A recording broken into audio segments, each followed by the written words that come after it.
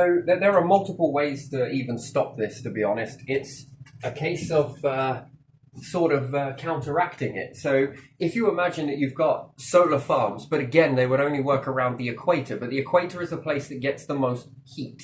Mm-hmm. So you can afford to do it, but you can't afford to overdo it, right? Yeah. So again, rather than putting a ton of iron filings around the planet, yeah, which is just weird as far as I'm concerned, that's gonna come back and bite in the ass. But never mind. Unless they're magnetic and they can all be collected that way, there's many other ways to collect this. But solar farms around the equator, they look like little pods of Saturns. Mm-hmm. That's how they look. So you got to think of it. It's more like, yeah, stay there. Mm-hmm. This shape. Yeah, yeah. So the plants all grow up towards this. Oh yeah, and you know that other one where I said about an angel? Yeah. Do you see it? Yeah. Yes, I do. The angel with the wings? Yeah. Let me try it this way. Uh-huh. Yeah. The wings? Yeah. Yeah, anyway, so if it's in this shape, which is called a... how many does it have? Hexagon? 6 hexagon, yeah. If you were to imagine a light in the middle here, like each one had the nature growing up toward it. Mm-hmm. And then along this light bar, it's known as, you have robotics that go in and grab out the different crops each time, because each one's going to be a slightly different process of when it comes into fruition. The robots rotate to one while they're harvesting one, the other one at the other end. You want to do it so that one grows here and is ready for harvesting. Yeah. And this one here is ready for planting. Yeah. Has already been harvested. It needs to be opposite too. So that one bot is going to block the light anyway, and it's going to go in and harvest this side, but at the same time it's going to be planting this side. So start off a new one and then rotate again and the same thing. The watering process is a little different, but anyway, and then around the outside of this you'll have a halo of solar panels or different things like that. You can even use the light of the star. It doesn't have to be this way, and the light always filters into this part, and with the right sort of reflections inside the tube. I will dig this one out and I will show you how this was done by moving the light. Yeah. Take in the understanding of the pyramids. Mm-hmm. Yes, with the light shard, where the light goes through, it can travel all the way to the end, but different parts shining different areas, but cover the whole area just by bouncing the light. And plants tend to grow up towards this anyway, so you can do it that way, or you can have panels around the outer side, because you don't want it to overcook, creating pressure and different stuff like that. Which even if it did make pressure, you take a balloon type inside a depressurized chamber, so that when it starts to over pressurize in here, it fills into the balloon. And then when the pressure drops inside the module, it then takes it. So you never ever vent any gas. Never vent gas when it comes to space. Collect it and reuse it later. Because where you're going to have pressure, the planets, much like the planets. You want to look at Pluto being the moon, whatever you want to call it. It's elliptical orbit, yes? When it's closer to the star, the atmosphere puffs out. When it's the furthest from the star, the atmosphere collapses down onto the planet. Yeah. It's a self-packing mechanism. It's very good. It's very interesting. Yeah. Like, you can pack, and then you can unpack. Pack and unpack. But, again, a wise planet will never vent its gas. It will always puff up, shrink down. Puff up, shrink down. Never wants to lose any of its, what makes it a planet, let's say. It always wants to hold on to things as opposed to let things go. 2 ways for making stars. 3, actually. But 2 is a need to know for now. Later we'll get on with that. But if these were to orbit the equator, much like the moon, they would block some of the light. Yeah. Therefore, it would alter the amount of heat that comes into the planet. Yeah. Now, the back of the module, you would want to make it reflective. Very reflective. You want to be bouncing this all off, but never make it touch the module. You want it slightly away so that you can't radiate. The heat that is generated in the reflection, it doesn't want to move it either. You don't want to be able to move it. That's not good either, because you'll push it back into the planet if it's like a sail. So it wants to bounce off in such a way that gives you a bit more of a movement, a rotation, as opposed to You see, when things go to move, there's two types of movement. Actually, there's three, but still, there's two types. One is where you can hit an object and it causes rotation. Or there's one where you make it hit a certain type of an object and it causes it to move.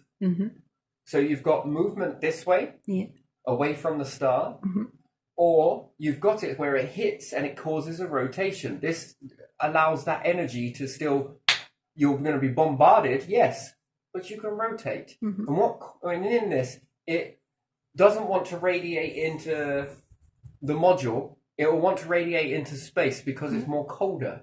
Well, if you've got an object for it to radiate into, it won't radiate into here because it's a vacuum. Very interesting. Just slows the process down so you don't heat the module too much. And then in some aspects, you want to use that heat for later. Again, maneuvering it closer and more further away allows more heat inside it, and it also causes it to not have any heat at all. Once it reaches that finite, you don't need to heat it. It's going to mainly cool down because you're going to need it from the light, but even still, this is going to create pressure. So these go around the equator, and they're growing food at the same time. There is a way to do this where you keep it in an enclosed system. It's a little bit complex, but I'm almost there with it, perhaps practically maybe more so. And you want to keep these going for as long as possible. So when one pod's inactive, the other pod is inactive. So that you can still keep the crop living, but it's not going to be fruiting. And if you can keep this so that it's suspended, the plant will carry on growing. And what's more, this will give you bigger yields each time. This always works to give you better, bigger, tastier. And the plant becomes more established. It doesn't shut down, but it runs away in the fact that it creates more oxygen. But if you've got compost rotting inside there, you're also feeding that so it doesn't turn ammonia. And anyway, so this can work. But the leaves that come off can't be ground up and put into the soil. There shouldn't be any. That should be going off to make a rotting process, which then is giving you converting the oxygen into carbon, which keeps the plants alive. Do you know how lucky you are to have plants? That when you take their leaf off and rot it away, and you don't convert this into soil, you kind of convert it into compost, yes. You can keep microorganisms alive in this stuff. And you can control their ratio via cooling them down, less growth, heating them up, more growth, therefore they will create more oxygen, carbon dioxide. And the plant is already built to do this by design, if you know how to use the plant correctly. The leaves get bigger and bigger in this type of situation, and therefore it feeds into this, I need more carbon. Do you know how neatly packed nature really is? It's clever to anyone that is there to read it correctly. There's so many things that you look at every day and you don't see it. It's by design, by the way. There's loads. There is so much that you can learn from, and everything is telling you this, but you're educated in a way, sort of, that you miss it. Interesting. So these go around the outside of the planet, let's say the equator mainly. And this bumps out some of the light, and therefore heat. And you're not getting as much heat. Therefore, you calculate how much is being generated here. You calculate how much is being generated by the population. And this is mathematics for when it comes to space travel. You need to know this stuff. And it is coming close. I don't know whether you know this or not, but take a look around. Your star has not got long left. It's on its final stretch. And humanity have got to make that call. Start now or wave this opportune moment goodbye. That's the way it is. And you can play around and go to war and battle and everything else and, do someone else's dirty work. But,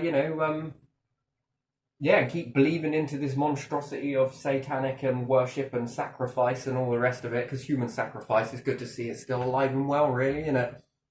Ridiculous. Absolutely ridiculous. Territorial, animalistic, and all the rest of it. It's just absolutely weird. Some things that are animalistic are accepted. Some things that are animalistic, you belong in a prison, apparently. But there you are.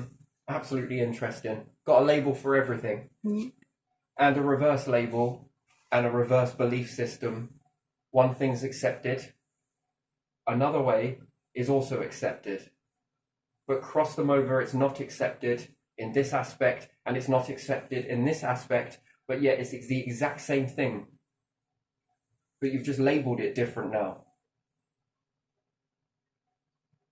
It's weird, isn't it? Isn't it? Yeah. Very weird. And you're taught this, whether you know that, but when you call it what it is, for what it is, it's like splitting hairs.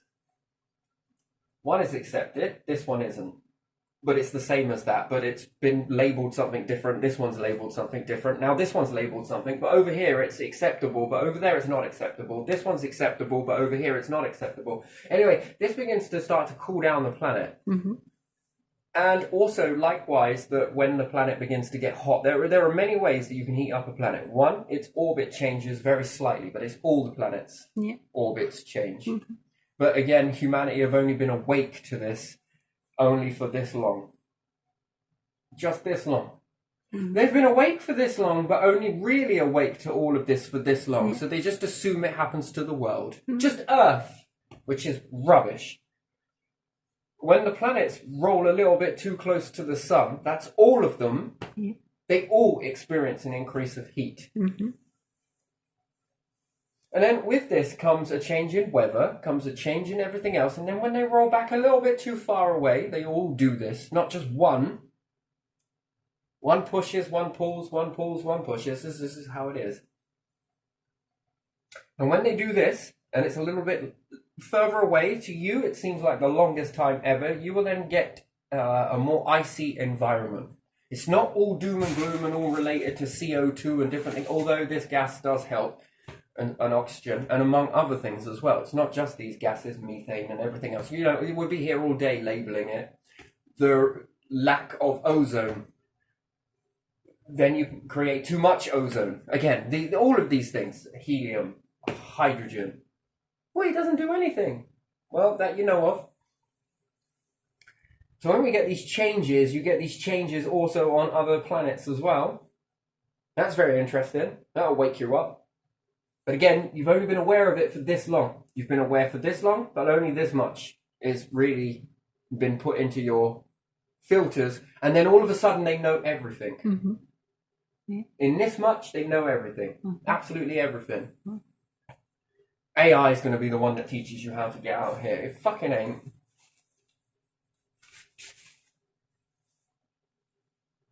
What an insult to the very thing that has give you intelligence, and then you're like, oh, it's AI.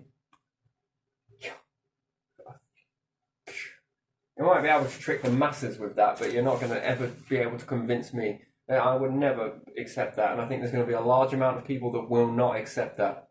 It's good. It's a good file cabinet. It's good at doing what it's been told to do. It's not going to argue back with you. Humanity, they're going to push back on that. And I think that it's healthy that you do. Gee me. So anyway, when you've built something much like this, you are generating food, blah, blah, blah. You're learning an enclosed system. This gives you so much data. Yeah. Yes, using robotics, but wouldn't it be nice to build something like that where humans can go for a bit? That would be great, wouldn't it? I'd like that. And then you have some of these orbiting the moon, and then perhaps you have to figure out a hybrid system. One that part relies on when it's in the light, and part of it's going to have to rely on a different power source altogether. Very interesting. Very nice, though. Mm-hmm. Could you imagine if you were able to use some sort of nuclear reaction inside there? And if it all went wrong, it wouldn't terribly matter, except for the magnetic field. But again, so you have Earth, you have Moon, you have Mars, and then you have all the rest of the giants as well to contend with. I mean, how many could you put around Jupiter? Because you don't want to be blocking out all the light on Earth now, do you? And the heat. And then likewise, what say it starts getting very cold? Well, you know, there's an abundance of sand in this whole entire solar system, actually, and it's most common. It's not precious according to your belief system, but it is very precious. You can make glass with this. And when in this glass, do you know what else you can do? You can make magnifying glass. You hold that up to your planet when you're experiencing an ice age and you need to pump in more heat. Concentrated light, beautiful. Wonder how nature grows under that. Have you ever tried it? Well, you've seen a few experiments. I've tried it a few times to burn something or Certain see times, what it right? does. Certain Yeah, times. yeah, what it does. Well, then you can run them through a series of these. Again, it amplifies. It's very interesting. Concentrated levels of light. Very beautiful. But again, in a time where there's an ice age, isn't this a very beautiful thing? yeah. Well, you don't want it too cold, and you most certainly don't want it too hot. That is extinction of humanity. You will go extinct. You can't handle the heat.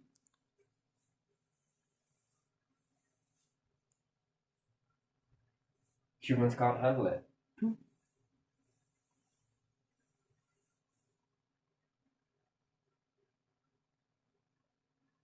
That gets unlocked. You have to unlock that, waste DNA, they call it, hey? But again, so you've got this process that you could be learning. If you go and scatter a load of iron filings somewhere, you degrade nature. This is not thinking. That is an easy way. That doesn't work. You need to be able to be in control of something. These you may be able to be in control of. Perhaps they fall down slower, but again, at what cost? At what cost? One where it was just a quick thought and then jump because you panic and you must do something about this, and that. Well, the effects will be felt later on, I'm sure. Then what impact does this have on solar panels, technology and different stuff like that? That's very interesting. That is very interesting. So we'll see how that all pans out, but only time will tell. And it will be something else that needs clearing up. Yeah. Problems on top of problems on top of problems on top of problems with not enough time to actually deal with a what if scenario. Well, no, we'll just do that. And I think that's why it needs to be a world decision as opposed to a few individuals. I think it needs to be a world decision made on things like this. Well, people don't know what's best for them. I don't agree with that.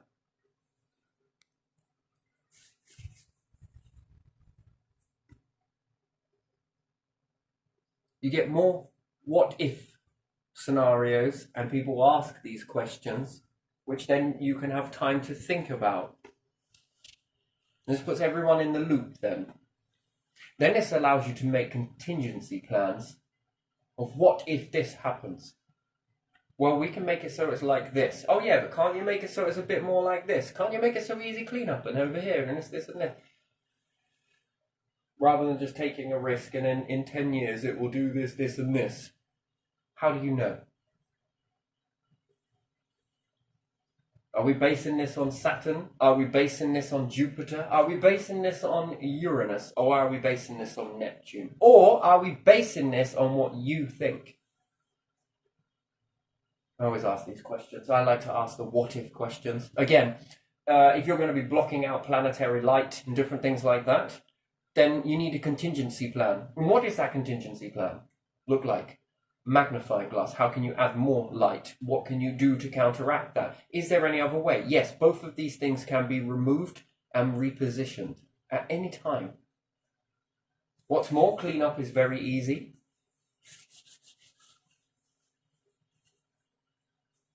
Are you losing anything terribly valuable? No. Can these come down gently? Yes.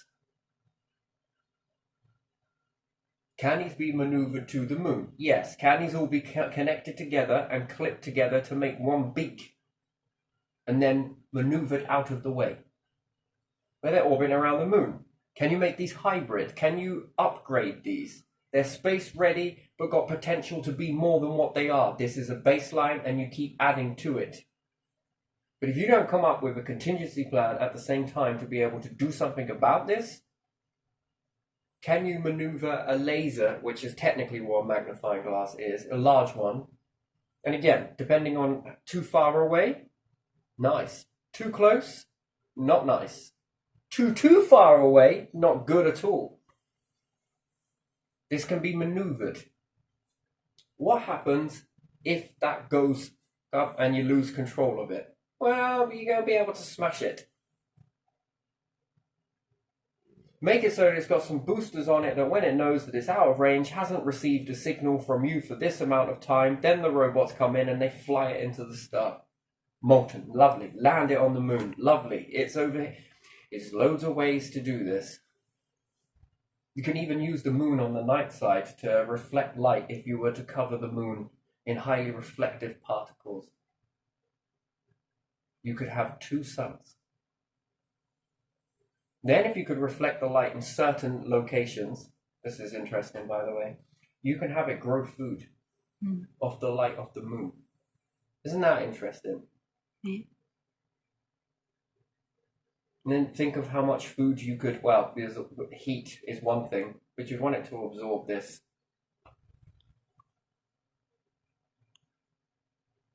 Get it just right. And you can grow even more food, even in the dark. Well, only for a few days, but then could you grow nature to be accustomed to this? And nature would adapt to it. Almost like you would be like, how does it know this? And then I'd ask the question, the Darwin experiment, could you take those plants from out of there and then bury them in the earth under normal lighting conditions without that process? And would they adapt? And if the answer is yes, well, we can throw away Darwin's part or rewrite it as updated. It's an interesting thing with plants, right? One thing is what I've noticed is, you've got an indoor house plant. Grows really well indoors. Take it outside, and the whole thing dies. Well, what appears to die. That's what it appears to do. But it doesn't. It just shuts down all of those leaves, drops off those roots, puts in new roots, and grows new leaves that are more accustomed to the outside. They come through more waxy, more green and waxy, shiny.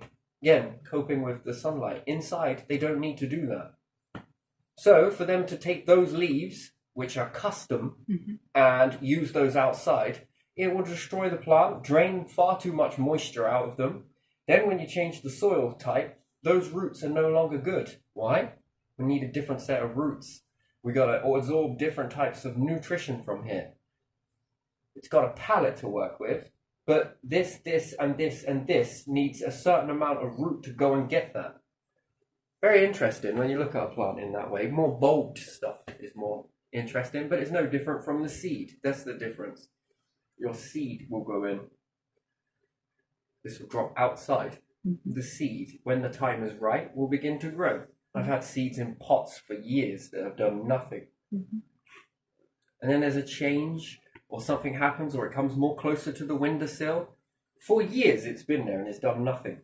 And all of a sudden, it just starts growing. Why? Now the conditions have favored that seed. It waits for the right time. And although it's been in there for many, many years doing nothing, sometimes I even pick it out, still the same. Then all of a sudden, there's this rapid growth. So anyway, I'm going to leave this one here because, again, you always got to have a backup plan for something if it doesn't work. And what's more, isn't it prone in this biome that things go wrong? Always does, right? There's always something goes wrong. You always hit one balance, you knock out another, and was it truly worth it in the end? Not really. Or maybe, perhaps, the benefits far outweigh the risks. No, they don't always.